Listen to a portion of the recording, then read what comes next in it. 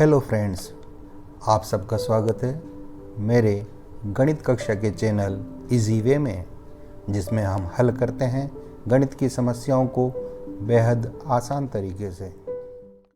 प्रश्नावली 3.4 से पहले हम चतुर्भुज के कुछ प्रकारों को और उनके गुणों को जानेंगे, जो कि हमारा इस प्रश्नावली को हल करने में सहायता प्रदान करेंगे। हम सब जानते हैं चतुर्भुज के अंदर 4 भुजाएं होती हैं और चारों कोणों का योग 360 डिग्री होता है।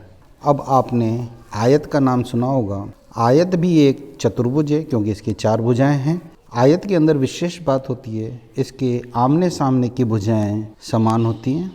चारों कोण 90 डिग्री के होते हैं, समान भी होते हैं और 90 डिग्री के भी होते हैं। इसके दोनों विकर्ण बराबर होते हैं। ये 2 विकर्ण हैं, दोनों की लंबाई बराबर होती है। विकर्ण एक दूसरे को समद्विभाजित करते हैं, यानी आधा आधा आपस में काटते हैं। आयत से ही बना है समांतर चतुर्भुज, आप परिचित हैं। बर्फी की जैसी आकृति होती है। इसके आमने सामने के कोण समान होते हैं,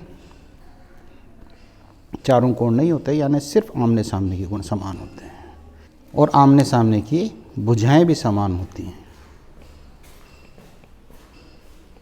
इसके बाद इसके जो विकर्ण होते हैं वो एक दूसरे को समद्विभाजित करते हैं। ये विकर्ण छोटा है लेकिन एक दूसरे को समद्विभाजित करेगा, यानी आपस में ये एक दूसरे को समद्विभाजित करते हैं। अब आकृति आती है वर्ग। वर्ग में चारों भुजाएं समान होती हैं।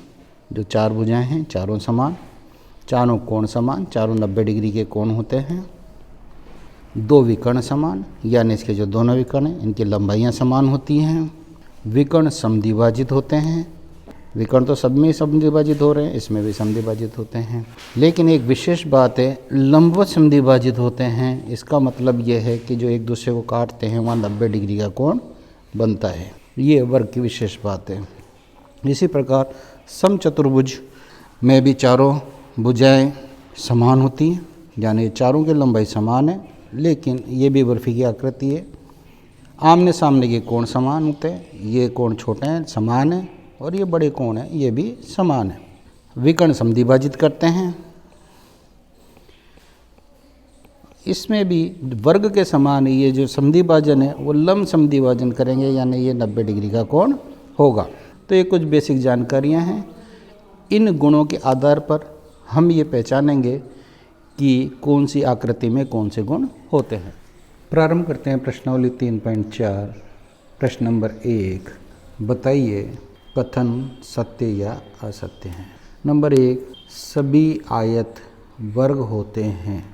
इसके अंदर हम एक आयत ले लेते हैं और अब वर्ग के गुण देखते हैं कि इसमें वर्ग के गुण शामिल हैं या नहीं। वर्ग में चारों कोण बराबर होते हैं। हाँ, ये कंडीशन इसमें भी होती है, ये गुण मिल रहा है। वर्ग में चारों भुजाएं समान होती हैं, लेकिन आयत में तो आमने सामने की भुजाएं बराबर होती हैं। अतः दूसरा गुण मिलान नहीं खा रहा, इसलिए ये कथन असत्य है। दूसरा, समचतुर्भुज समांतर चतुर्भुज होते हैं। इसमें हम एक समचतुर्भुज ले लेते हैं। अब हम समांतर चतुर्भुज के गुण देखते हैं। समांतर चतुर्भुज के गुण होते हैं, आमने सामने की भुजाएं समान होती हैं। इसमें तो चारों समान है, इसलिए आमने सामने की होंगी। आमने सामने के कोण समान होते हैं, इसमें भी होते हैं। विकर्ण समद्विभाजित करते हैं, इसमें भी करते हैं। तो इसमें सभी गुण समांतर चतुर्भुज के होते हैं, इसलिए समचतुर्भुज समांतर चतुर्भुज होगा। ये कथन सत्य है। तीसरे में वर्ग समचतुर्भुज और आयत भी होता है। वर्ग के अंदर बहुत सारे गुण एक्स्ट्रा होते हैं, अतः सबसे पहले चेक करें समचतुर्भुज के गुण। चारों भुजाएं बराबर होती हैं, बराबर हैं। आमने सामने के कोण बराबर होते हैं, इसमें चारों कोण समान हैं, इसलिए ये समचतुर्भुज भी है। आयत के गुण, आयत के गुण में चारों कोण 90 डिग्री के होते हैं, इसमें भी चारों कोण 90 डिग्री के होते हैं। आयत के अंदर 2 भुजाएं आमने सामने के समान होती हैं, इसमें चारों ही होती हैं, इसलिए दो तो होंगी ही होंगी, इसलिए ये कथन भी सत्य है। डी, सभी वर्ग समांतर चतुर्भुज नहीं होते हैं। सभी वर्ग समांतर चतुर्भुज नहीं होते हैं, जबकि वर्ग के अंदर हम देख चुके हैं कि समांतर चतुर्भुज के सारे गुण होते हैं, इसलिए ये कथन असत्य है। सभी पतंगे समचतुर्भुज होती हैं। पतंग की आकृति आप जानते ही हैं, एक तरफ से लंबी और एक तरफ से छोटी। ये कह रहा है समचतुर्भुज। अब समचतुर्भुज में तो चारों भुजाएं समान होती हैं, इसके अंदर तो दो ही होती हैं और ये दोनों अलग होती हैं, इसलिए इसमें समचतुर्भुज के गुण नहीं होते, इसलिए हम ये कथन भी असत्य कहेंगे। फिर समचतुर्भुज पतंग होता है। हाँ, समचतुर्भुज के अंदर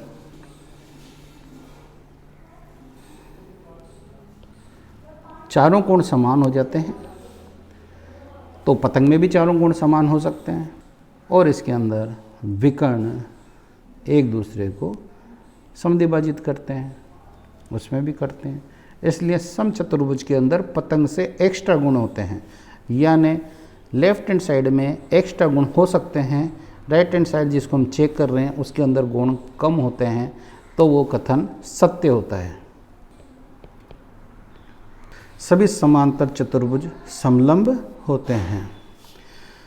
समांतर चतुर्भुज और समलंब के गुण भी, उसमें दो भुजाएं समांतर होती हैं, समांतर चतुर्भुज में सारी भुजाएं समांतर होती हैं, इसलिए समांतर चतुर्भुज के गुण समलंब चतुर्भुज से ज़्यादा हैं। तो ज़्यादा वाले के अंदर कम वाला समाविष्ट होता है, इसलिए कथन भी सत्य है। सभी वर्ग समलंब होते हैं। वर्ग के अंदर तो सबसे ज़्यादा गुण होते हैं, और यानी समलंब के जो गुण होते हैं वो सारे वर्ग में होते हैं, इसलिए कथन भी सत्य है। आज बस इतना ही। यदि आपको यह वीडियो अच्छा लगा और आगे भी आप ऐसे अन्य वीडियो देखने के इच्छुक हैं तो इसे लाइक कर उत्साहवर्धन करें एवं मेरे इस चैनल को सब्सक्राइब कर लें। धन्यवाद।